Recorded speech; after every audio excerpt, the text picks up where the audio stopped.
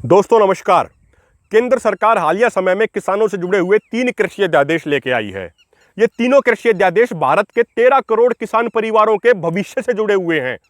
इसीलिए सब किसान भाई इस वीडियो को अंत तक जरूर देखिएगा और अधिक से अधिक शेयर कीजिएगा। केंद्र सरकार जो पहला कृषि अध्यादेश लेके आई है, उसके तहत केंद्र सरकार एक देश एक कृषि मार्केट के कंसेप्ट पे बात कर रही है और उसके तहत उन्होंने एग्जिस्टिंग एपीएमसी मंडी एक्ट में भी बदलाव किया है।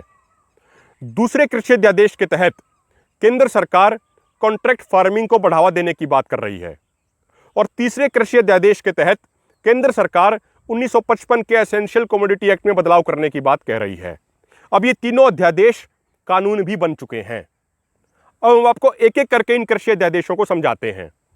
पहले कृषि अध्यादेश के तहत केंद्र सरकार एक देश एक कृषि मार्केट के कंसेप्ट पे काम करने की बात कह रही है और इसके तहत उन्होंने एग्जिस्टिंग एपीएमसी मंडी एक्ट को बदल दिया है। जहां पहले एपीएमसी मंडी एक्ट के तहत किसानों का माल एपीएमसी मंडियों में ही खरीदा जाता था, अब नए अध्यादेश के तहत कोई भी पैन कार्ड धारक व्यक्ति, कोई कंपनी, कोई सुपरमार्केट, कोई ई मार्केटिंग करने वाली कंपनी किसानों का माल कहीं पे भी खरीद सकते हैं। रोड के ऊपर भी, किसानों के खेत में भी, किसानों को अपनी कंपनी में बुला के भी। और इस नए अध्यादेश के तहत कंपनियों और सुपरमार्केटों को किसानों के माल की पेमेंट 3 दिन के अंदर करनी होगी और यदि किसान व कंपनी के बीच कोई विवाद होता है तो उसका समाधान एसडीएम करेंगे। पहले एसडीएम एक कमेटी बनाएंगे जिसमें किसान भी शामिल होगा और कंपनी का अधिकारी भी शामिल होगा। यदि 30 दिन में वो आपसी बातचीत के जरिए अपना विवाद नहीं सुलझा पाते हैं तो फिर एसडीएम सुनवाई करेंगे और यदि किसान व कंपनी के अधिकारी एसडीएम के आदेश से सहमत नहीं होते हैं तो वो जिला अधिकारी को अपील कर सकते हैं और जिला अधिकारी को 30 दिन के अंदर अपना फैसला सुनाना होगा। अब इस नए कृषि अध्यादेश से किस तरह किसानों को नुकसान होगा, इस बात को समझने के लिए आपको ये समझना होगा कि एपीएमसी मंडी एक्ट क्यों बनाया गया था।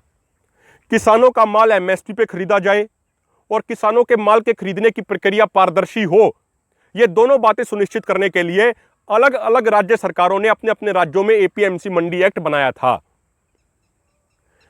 एपीएमसी मंडी एक्ट बनने से पहले जब किसानों का उत्पादन मार्केट में आता था तो उस समय व्यापारी गठजोड़ कर लेते थे और जानबूझ के किसानों के उत्पाद की कीमत गिरा देते थे और किसानों का शोषण करते थे। तो इस चीज को दूर करने के लिए एपीएमसी मंडी एक्ट बनाया गया था। लेकिन यह बात भी सच है कि जिन समस्याओं को दूर करने के लिए एपीएमसी मंडी एक्ट बनाया गया था, समय के साथ साथ एपीएमसी मंडियां उन्हीं समस्याओं का अड्डा बन गई और वहां पे व्यापारियों ने अपना गिरोह बना लिया और वो किसानों का शोषण करने लगे। कागजी और कानूनी तौर पे एपीएमसी मंडियों का कंट्रोल किसानों के हाथ में होना चाहिए, लेकिन वो व्यापारियों का अड्डा बन चुकी हैं।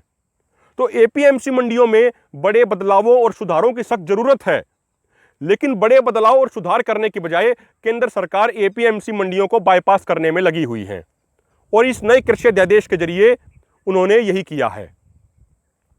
अब इससे किसानों को फायदा होने की बजाय उनकी समस्या और अधिक बढ़ जाएगी और जिस तरह पहले व्यापारी अपना गठजोड़ करके अपना गिरोह बना के किसानों का शोषण करते थे, ठीक उसी तरह किसानों का शोषण होने लग जाएगा।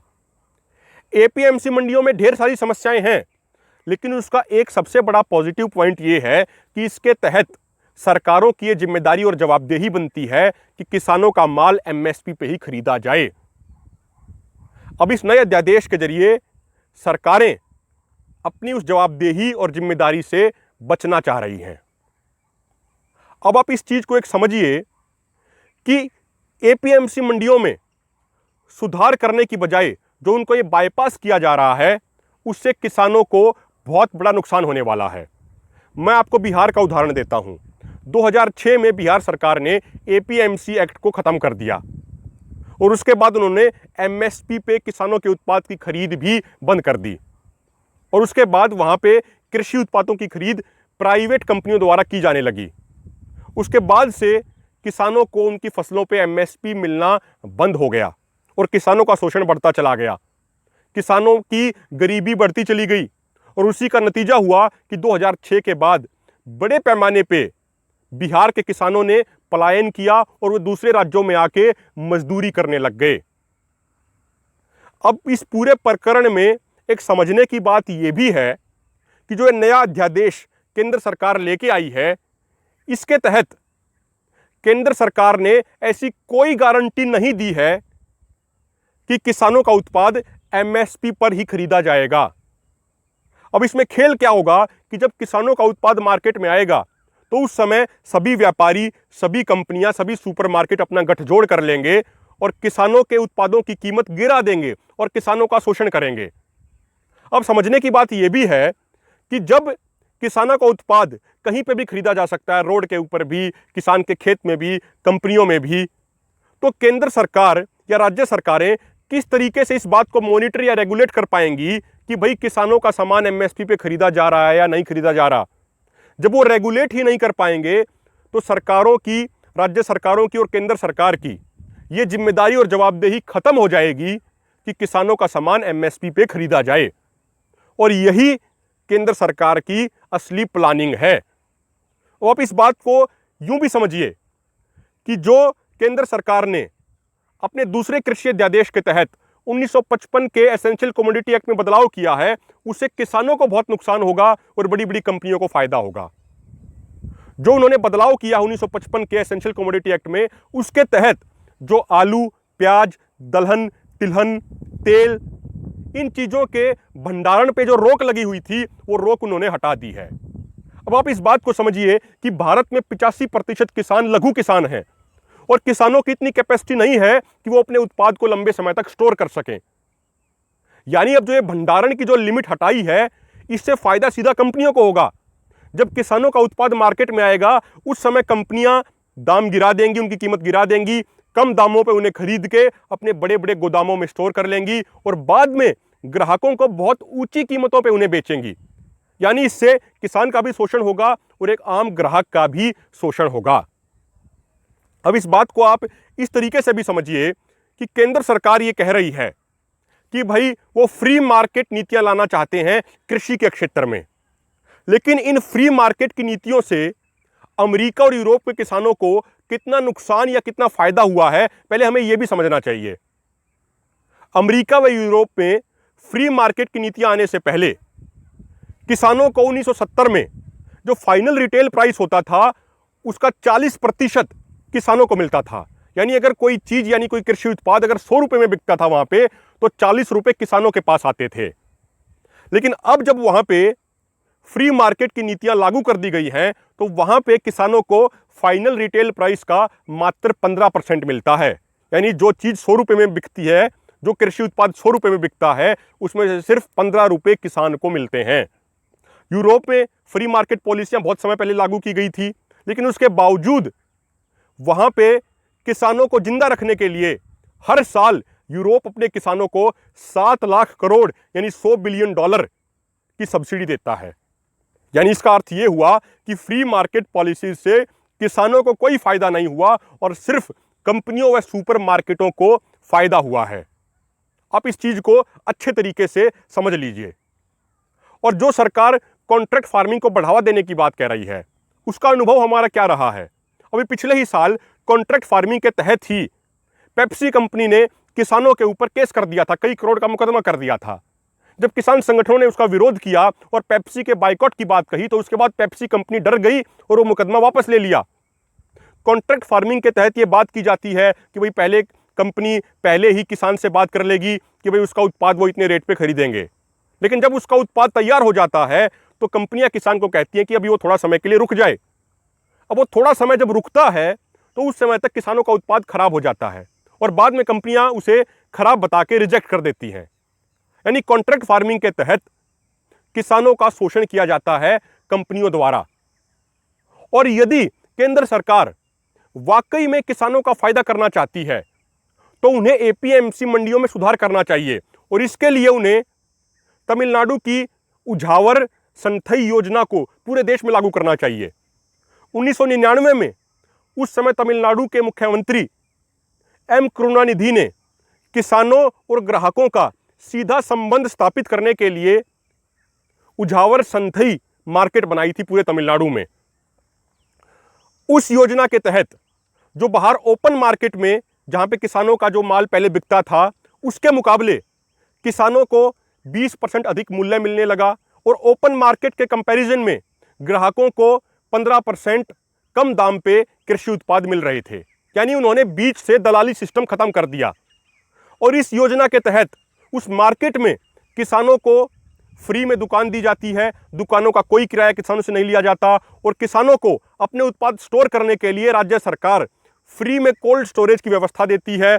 और जो भी उजावर संधई योजना से जुड़े हुए किसान होते हैं वो अपना उत्पाद, अपना माल राज्य सरकारों की बसों में फ्री में लेके आ जा सकते हैं।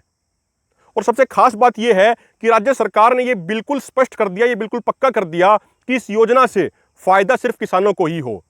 तो किसानों का पूरे डॉक्यूमेंट्स चेक करने के बाद, उनको वेरीफाई करने के बाद ही उनको उजावर संधई मार्केटों में घुसने दिया जाता है। राज्य सरकार ने यह बिल्कुल क्लियर कर दिया कि कोई भी ट्रेडर उजावर संधई मार्केटों में नहीं घुस सकता है, कोई भी व्यापारी उजावर संधई मार्केटों में नहीं घुस सकता है। तो जब से ये 1999 में ये योजना लागू हुई तो उसके बाद तमिलनाडु में किसानों को बहुत फायदा हुआ। जो भी किसान उजावर संधई मार्केटों से इस योजना से जुड़े हुए हैं उनको धीरे धीरे बहुत फायदा होता चला गया। तो अगर केंद्र सरकार सच में किसानों का भला करना चाहती है तो उसे एपीएमसी मंडियों में सुधार करना चाहिए और तमिलनाडु की उजावर संधई योजना को पूरे देश में लागू करना चाहिए। सबसे खास बात यह भी है कि जो तमिलनाडु का जो स्टेट एग्रीकल्चर बोर्ड है वो इस उजावर संधई योजना को कंट्रोल करता है। और किसान बंधुओं, एक महत्वपूर्ण बात यह भी है कि जब इस समय कोरोना वायरस के कारण पूरे देश में लॉकडाउन की स्थिति है, पार्लियामेंट बंद है, तो उस समय अलोकतांत्रिक तरीके से केंद्र सरकार यह अध्यादेश लेके आई। अगर केंद्र सरकार ईमानदार है तो अध्यादेश लाने की बजाय उसे संसद में बिल पेश करना चाहिए था, उसके बाद इन पे चर्चा होती, किसान भी अपनी बात रखते।